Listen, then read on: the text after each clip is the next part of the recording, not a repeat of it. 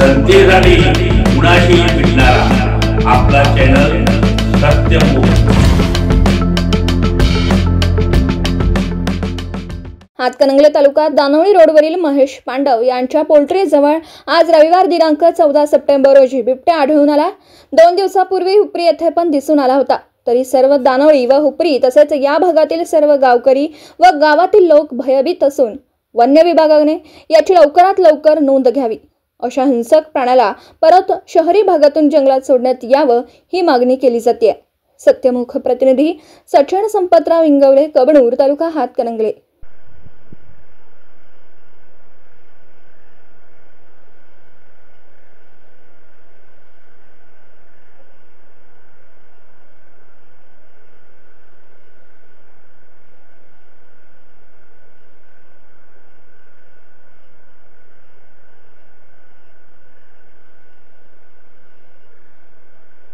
जनतेसाठी कुणाशीही भेटणारा आपला सत्यमुख। लाईक करा, शेअर करा आणि बेल आयकॉन ऑन करा। मित्रांनो, विसरू नका।